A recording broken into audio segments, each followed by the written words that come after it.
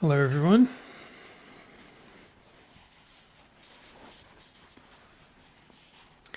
Chapter 4.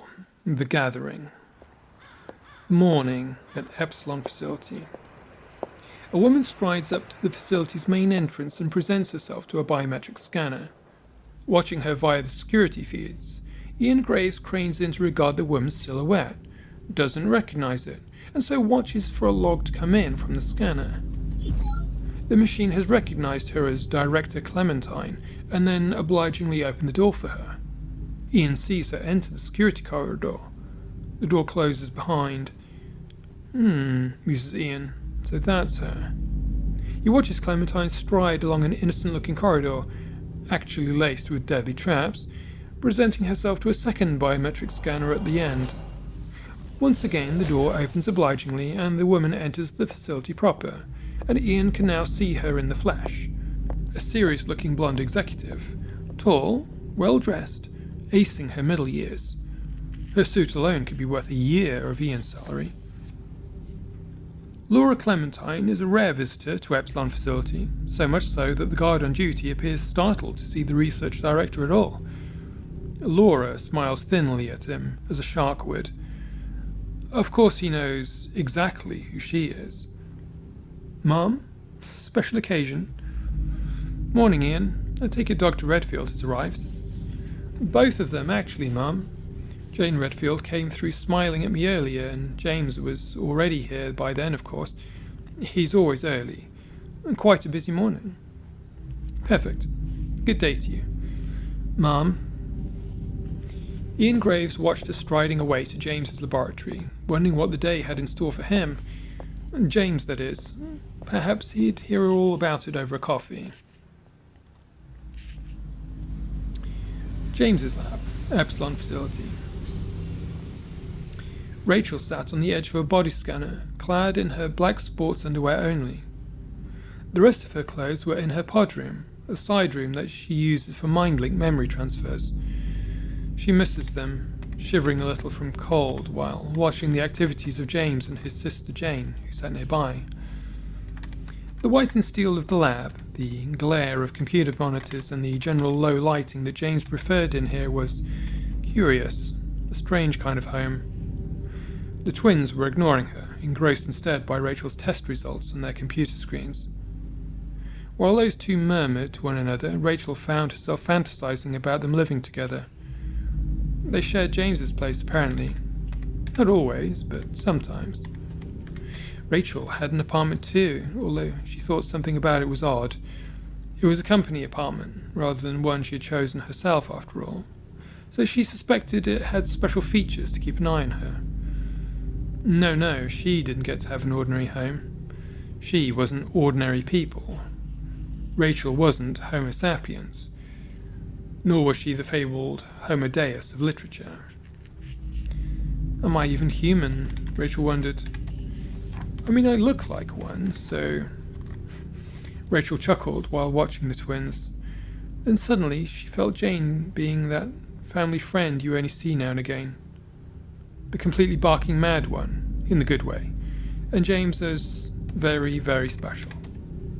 They made her feel all warm and fuzzy, complete with head tingles. Where had those tingles come from all of a sudden? Wasn't that a bit odd? Such tingles in the brain was most curious. Must be a reflex. There's some kind of sorcery at work here, isn't there? Irk. Feels like a response to pheromones. Suppose so.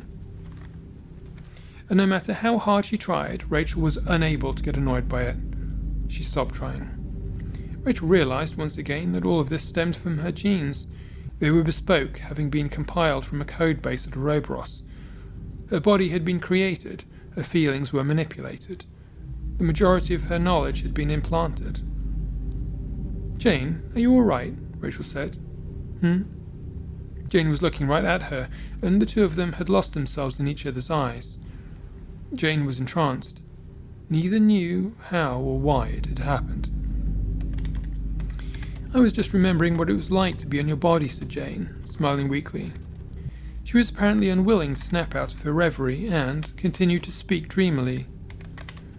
I used your mind link replays for my research sometimes.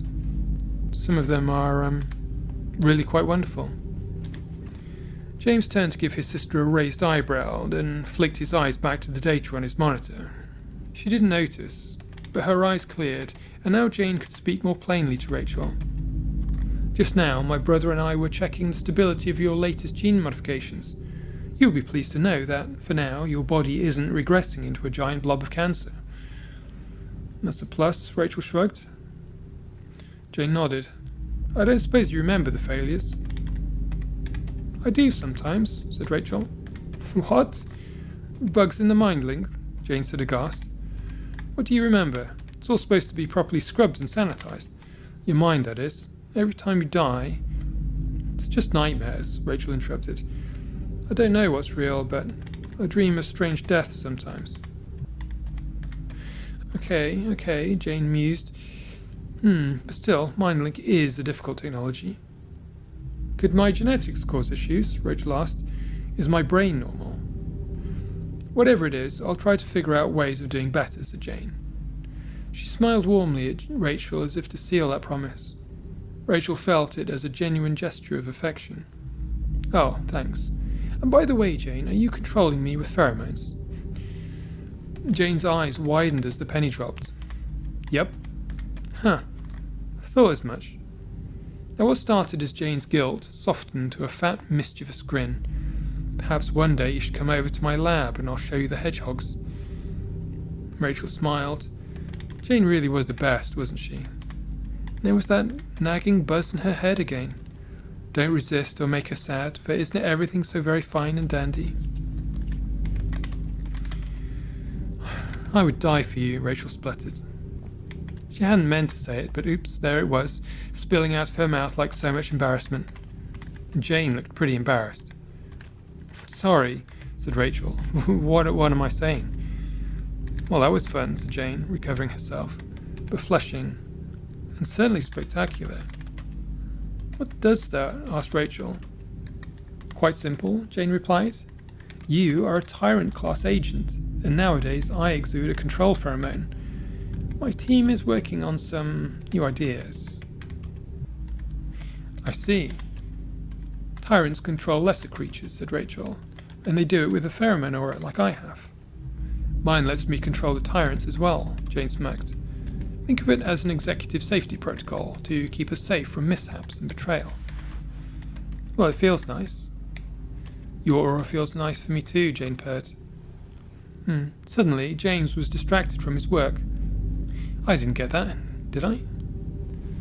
Don't worry, James, Jane assured him. I doubt Rachael has any sinister plans for you. Sinister plans, said Rachael, faux innocently. No, my plans for James are far more pleasant. Jane looked at her brother with some puzzlement, and he returned her look with some bemusement. Don't look at me, Jane, he said. Shortly, James had finished reviewing Rachael's test results. All right, I've seen enough for now, he said. I'll look over these again later. I've got something to think about. Everything still fine? Asked Jane. More or less, he said. I'm just killing time waiting for Laura to turn up at this point anyway. Oh, did I hear something about going to see hedgehogs? Well, it was just a joke, really, Jane began. But if you two fancy a field trip to my lab, you're more than welcome to pay us a visit. The door to the lab opened, and in came a woman Rachael immediately knew as her. Rachael, cried Laura. Look, it's complicated. Rachael didn't have a normal parent-child relationship with Laura. Instead, they started life as adult daughter and middle-aged parent. Childhood simply never happened. Hello, Laura, Rachael smiled. The lack of a childhood. No school, no friends, no dramas, no exams, no college, no careers advice, just literally bam adulthood, created no void in Rachael's life. She simply had no concept of what she lacked, and therefore didn't miss it. On her first day of life, Rachael awoke, fully educated, as an adult. And on that first day, there was Laura, smiling at Rachael's naked, wet form. Are you cold? Rachael realised she was still sat about in her underwear. Can I get dressed? She asked the twins. Yes, go ahead, said James. Jane smirked as Rachael darted off to her pod room to retrieve her clothes. So, said Laura, now that Rachel had vanished, are we ready? James nodded. Yes, Director. Meanwhile, Jane swiveled from side to side in her chair, still silently smirking. That meant yes too. Laura, said James, why don't we retire to the staff lounge? It's far more comfortable than standing around in the lab. And I have coffees and donuts. Yes, let's do that. Jane, you want donuts? James said to her. There's a bag in the kitchen. Great, Jane replied. Okay, look, I'll make the coffees and get the donuts. You guys wrap up here and head over. Jane vanished into the staff kitchen to get the group their refreshments, and Laura meandered over to the lounge with James. Shortly, Rachel returned, fully clothed. In the kitchen, Jane found the bag of donuts James had brought in from his favourite delicatessen. She fished one out of the bag. Cinnamon, she said, holding it to her nose. The donut was small and covered in cinnamon sugar, appearing to be a tasty morsel. The bag held more than a dozen. Jane took two and put the kettle on. A few minutes later, Jane brought a tray of coffees and snacks into the staff lounge where the others were waiting. She put the tray down on a coffee table and everyone took what they wanted. Shortly, Laura had settled back into a comfy leather armchair with the coffee in hand. Jane chose to sit on a desk with her legs crossed, munching one of her donuts, while her brother James sat with Rachel on a leather sofa. The two sofa dwellers exchanged a variety of looks as they settled down. Everyone was now waiting for Laura to begin her story.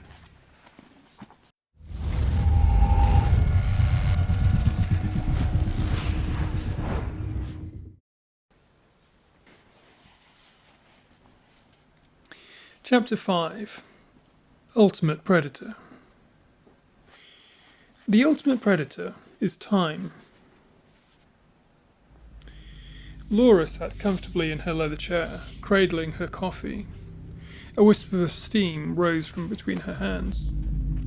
Let's get on to business, she said. She blew on her coffee a little and took a few sips. Meanwhile, Rachel looked around the room. She expected Laura to play the creative director of the group, the big thinker. First comes the big idea, she thought. Predictable but necessary. There was also James, the designer. He might talk about practical matters. And then there was Jane, the pathologist. She might talk about outstanding problems. And finally there's herself. Well, what will I talk about? Ouroboros exists to address a problem, said Laura. And that problem is our lifespan. It's pretty short. In search for a remedy, we discovered potential that really got us thinking. So first, how's our lifespan looking in the scheme of things? Let's put ourselves into some cosmic context. One day, the sun will consume the Earth. It's true. Oh, but we won't be there to see it, you might think.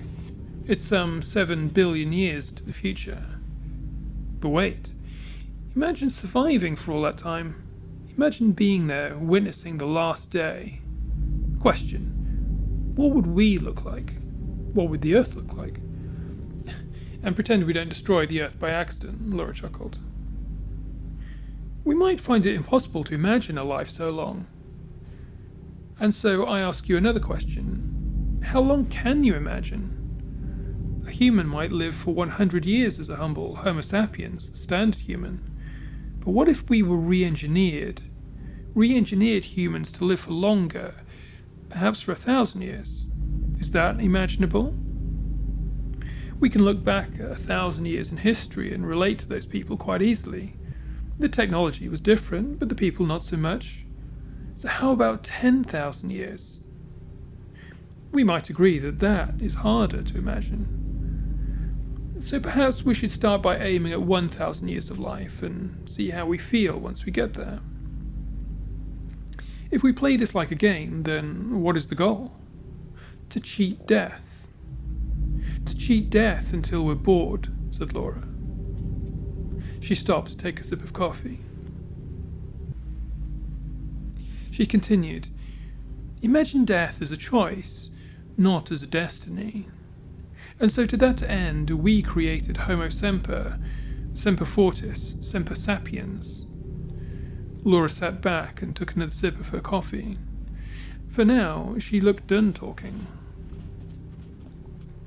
Rachel turned her head this way and that, looking at Laura, James, and Jane in turn, and said finally, "Latin? Well, I don't use that often, but that would mean something like an everlasting human to start with, and the next part is a motto. Always strong, always wise." There was a pause. "Not bad," said Jane, swallowing. "Homo sapiens is wise, and we're adding health on top of that with Homo semper. It has a certain permanence, don't you think? But not too much. Homo semper was the least mouthful we could think of. Certainly less than that tasty donut." Oh, Jane shrugged. "All right, my turn." As the pathologist of the three, Rachel guessed Jane's line of attack. "Homo sapiens is an organic machine full of bugs," said Jane.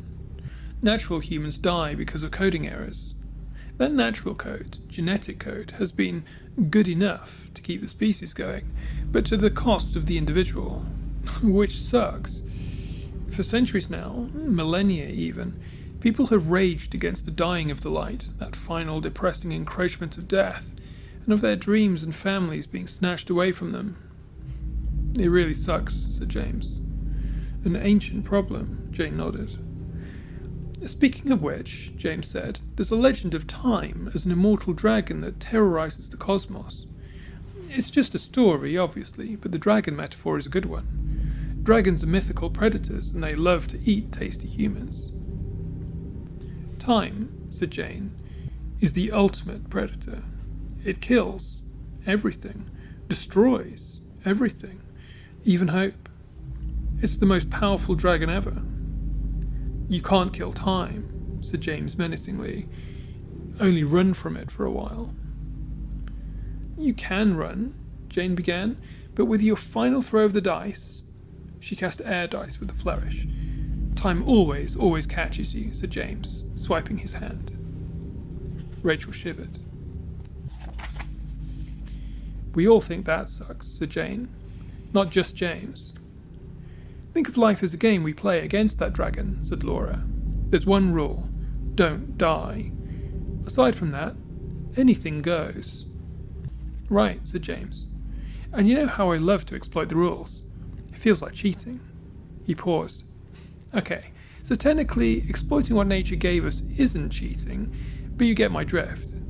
We can do some things that feel like cheating." "Turns out plenty of people think the same way," said Jane, "and that we should starve the dragon for as long as we can. Fortunately, we've made progress." "Lots of progress," said James. "If we master the art of coding in DNA," said Jane, "we can debug human beings. We can eliminate cancer, heart disease, and so on, viewing age itself as a disease to be treated. We may even cure it." Rachel nodded. "Even Homo sapiens-style people can live a long time with the right know-how," she said. "Today, with a multitude of gene editing techniques to rewrite errors in the living person," said Jane, "we can fix people like never before." "More, we have the ability to redesign humans from the beginning," said James. "We can fork the natural code base and forge our own versions, make humans that are enhanced, learn from nature and steal her ideas, perhaps even discover entirely novel mutations," James grinned. "As Laura said, we call ourselves Homo semper," said Jane. "Homo semper," echoed Rachel, "the everlasting person." Now it was James's turn to sit forward. "The name is quite an arrogant one, really," he mused. "We're not going to last forever, probably, but we've gotten our designs to the point where, in theory, we could last a really long time. Hence we've come up with a nickname, the Ageless. I mean, really, they're basically elves," he laughed. "Humans are becoming like the elves, living for ages and perhaps only dying through disease or violence. And even then, with systems like cloning and soul backups, we might have workarounds for those too. The only question is it still you when you use a backup? Anyway, that's more of a philosophical problem, and I can't do much about that," James grinned. What's this about a soul backup? Rachel asked. Is that the same as the mind link taking my memories, or something more? Oh, the mind link doesn't just take your memories, said James. It's also taking an imprint of your psyche, the various phantoms within your personality, so that your mind can be properly reconstructed when it's imprinted onto a fresh brain. There are some subtleties, Rachel stated rhetorically. It's that, or you won't come back the same, said James. I suppose so, shrugged Rachel. I mean, you're the experts.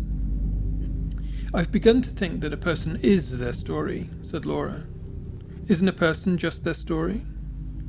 They have this particular nature and they do particular things, and that's all recorded in memory, and that's what a story is. The boss takes this on faith, said James. It's beyond me. I'm inclined to agree with the boss too, said Jane. Laura's idea does make a strange kind of sense. I'm romantic enough to roll with it, and so is James when he cares to admit it. Rachel smiled. He is. My only concern, said James, is that it feels a certain way to be a person when you're on the inside. We reduce strangers to stories all the time, like in the legends of heroes, but when somebody is familiar to us, I worry we chop something off in the process. That's enough of that, James, said Laura. At Ouroboros, we pride ourselves in venturing into the darkness to confront the monsters of doubt, and so far, we've always managed to win. That we do, James smirked, and not entirely happy about it. He adjusted himself on the couch, cracking the bones in his spine. James sat forward to look at Rachel in the eyes. We replicate you as faithfully as possible and hope for the best, he said. I suppose that will have to do, said Rachel, really uncomfortably. That's what our other clients say, grinned Jane naughtily. And trust me when I say that they're paying us a lot of money for their immortality. Apart from anything, and don't take this the wrong way, we're using you to improve our reincarnation technology. A client dies, they get respawned. They pay for soul backups and a few clones and a storage facility. You're the prototype and the cutting edge. Jane shrugged, adding, We hope it's all working, but as James said, how do we really know it's you? After all, only the universe knows for sure. If it's any consolation, you always feel like the same person, so I guess you are. Okay, said Rachel. So what is it you want me to do this time? Laura put her coffee down, cleared her throat, and began to speak.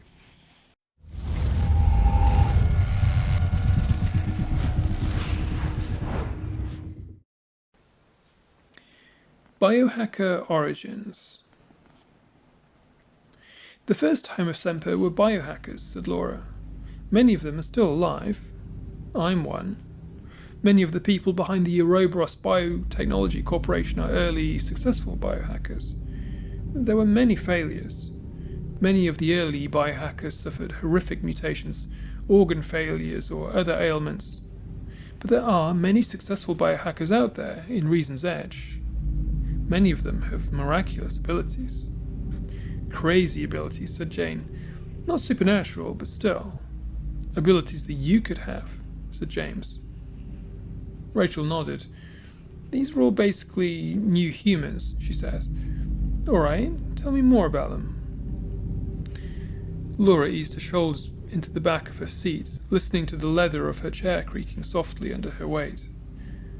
She supped at her coffee pensively. The biohackers of Reason's Edge, Laura started, spent decades reverse engineering human genes, performing highly controversial experiments, often on themselves. We formed companies like this one, Ouroboros, to completely reimagine human beings without the ancient scourges of disease or age. We spent decades reverse engineering the syntax of genetic code in the pursuit of one goal: absolute self-mastery. Now, I'll be honest with you, we're not there yet. The competition is fierce and it's all to play for. My feelings are that, as human beings, it isn't our place to give up on the flesh and hand over this world to cybernetic overlords, the super AI and the androids. There's another possibility, said Jane. Hybrid technology. Chimera got an early start on us, but We've partnered with another company to design cyborgs which combine genetic and cybernetic engineering into a single design philosophy. Total cyborg design, said Rachel. I've heard of it. Who is our cybernetics partner? Eternal Motion, said Laura. You'll be sent to liaise at some point. This is getting ahead of things, but your contact will be Bryant Harrell of the Phoenix Division. He's a cyborg test pilot. He leads a team undergoing organic modification, currently under the supervision of Ethan Blackfriar. What kind of pilot? Asked Rachel. Combat mechs of various sorts, said Laura. Fighting suits, spider tanks, that sort of thing. Neural interfaces to a cyborg pilot. Harrell's team knows their hardware, but their human flesh is basic, so they've brought in workwear specialists, as in us. I'm hoping to take over in the coming months, said Jane. I have a lot of ideas ready to go. I see, Rachel nodded. Yes, said Jane, but forget that for now. Rachel, this just means you're going to have your hands full for years to come. Biotechnology is an incredibly exciting field that reveals to us that the flesh is only just beginning to reveal its secrets. Wait, said Rachel, how are you tuning these cyborgs? Later, said Laura. Although, she reconsidered, the Church of Chaos has cyborg members. All right, Jane, give Rachel a little more information, but please try to be brief. Rachel wondered what the Church of Chaos was. Gladly, said Jane, grinning. Our specialty is organics. If we think of what we can change on humans, we could add features from other species, or create new genetics that has never been seen before. In the case of cyborgs, we can tailor a person's genes to better meld with cybernetics, or otherwise adapt them to an exotic environment, add resistances, or grant them new abilities. Think about electric eels, said James. They have the ability to generate and store electricity biochemically, which is obviously useful to a cyborg. They could feed instead of recharging android style, but it would take total cyborg design to integrate such organs into a cyborg. And cyborgs can be more than simply a synergy of organic and cybernetic parts, said Jane. They can have parallel systems to grant redundancy in the case of, for example, electromagnetic pulse weapons that disable electronics, or neurotoxins that disable organics. That gives me an idea for an EMP grenade with integrated nerve gas, grinned James. But it gives you an idea how durable a cyborg can get. Cyborgs are a lot more exciting than androids, said Jane. Agreed, said James. Best of both. Digitally telepathic, augmented reality and other mental advantages, in a body that can endure, feed, recover. That does sound intense, said Rachel. So why make me? If cyborgs can be like that, then why design a woman? Jane scoffed. Rachel, you are not just a woman. If you did a mind-link replay of walking around in my body for a day, you'd quickly realize the difference. You're on a whole other level. Speed, power, agility, instinct. We labored over your genetic code for years, pushing your body to heights we never dreamt of. There were accidental breakthroughs, Rachel, said James. That's what she's saying. James, all the best discoveries made by accident, his sister replied. Some of the best discoveries, said James. Some of them are found by hard graft. Ultraviolet sight? I stole that from bees. All right, fair enough, said Jane. But Rachel, my brother and I have dedicated years of our lives at bringing forth an exemplar of human being into the world, you, and we've still barely scratched the surface. As great as you are so far, as great as Homo Semper is, we're just at the start. Yeah, said James. That's why we need to go into Reason's Edge. I take it you have an itinerary for me, said Rachel. Naturally, Laura smiled, shark-like once again. Firstly, there's the Gene Tasters Guild, she said. You'll get a dossier on them later. Now, we already have a spy who has access, Rachel. Her details will be in the dossier. Your first mission will be to accompany our spy as they go about their business. Chaperone detail. Got it, said Rachel. It should be a bit more fun than that, smiled Laura. Your second mission will be with the Church of Chaos, an affiliate of Ouroboros, Laura continued. You are to aid Agatha Serafina and Rosalind Bartley. They will introduce themselves when the time comes. But who are they? Said Rachel. Agatha Serafina is the head of the church, and a long-standing acquaintance of mine, Laura smiled. An old biohacker who got lucky, quite frankly. Didn't we all? Rosalind Bartley is younger and less familiar to me, but trusted by both Agatha and Sarah Palethorn, who you may remember as our very own Director of Interior. And yes, Rosalind is also heavily modified. I see. I'll get the rest firsthand then, said Rachel. Before you go, you should listen to what we have to tell you about Reason's Edge, said Laura. There are other corporations, other factions, and certain individuals of note.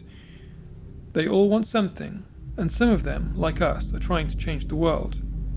Some of them are biohackers, said Jane. Those are the ones we're most interested in, because we want to know what they know, James finished. So, said Rachel, I take it these other biohackers are independents. In the beginning, said Laura, they were only biohackers. Nobody had even dreamt of Homo sapiens yet, and instead they tinkered at the edges of Homo sapiens. They took the common human and tinkered with it. These were people, both brave and foolish, who altered their own genetic code, which, in adults, is extremely dangerous and invasive. A lot of the early pioneers died in some fairly creative ways, let's say. Laura sighed at the memory and then carried on. Some of the biohackers survived, more or less, while others thrived. It was a pure numbers game, taking luck.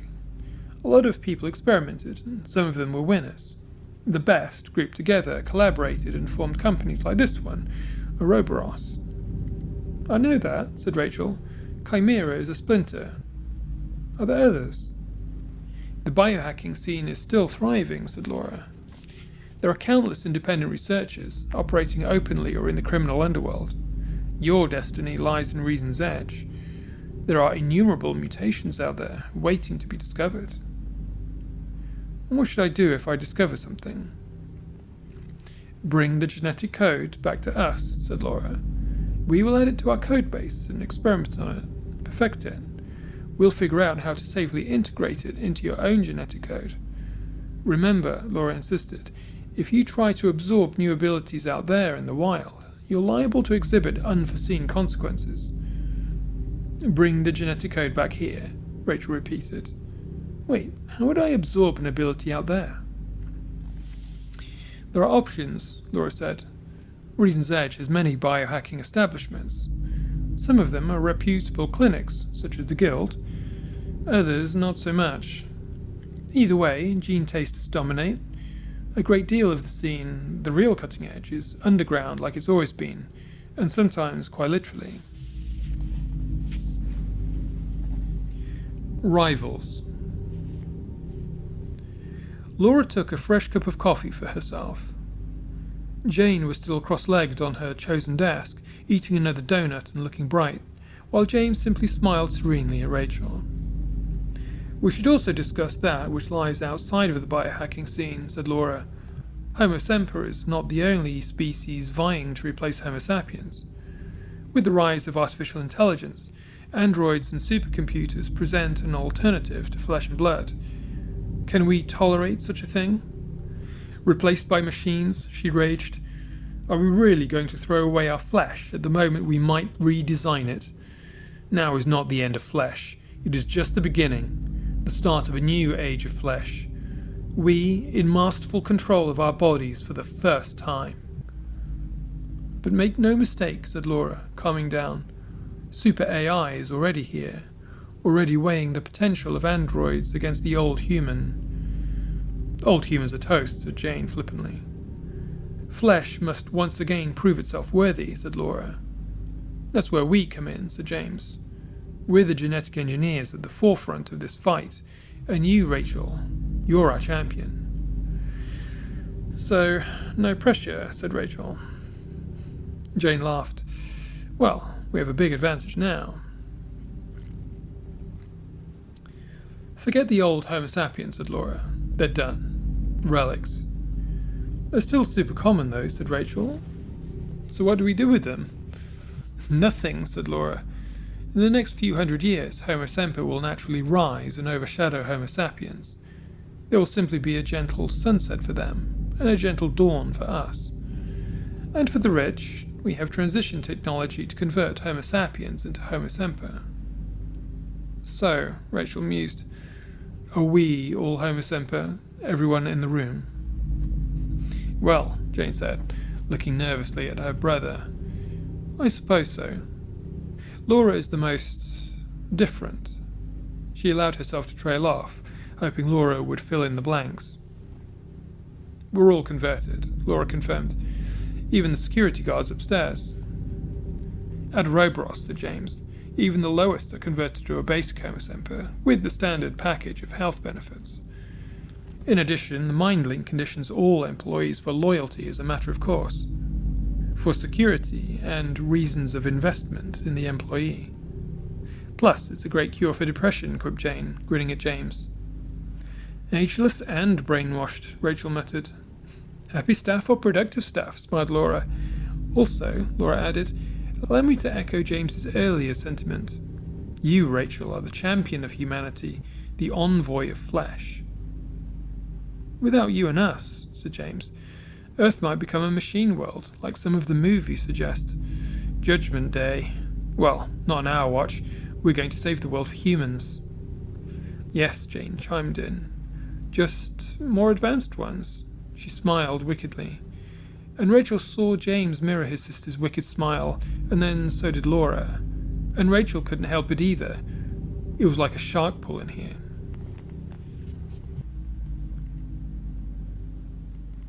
End of chapter 5.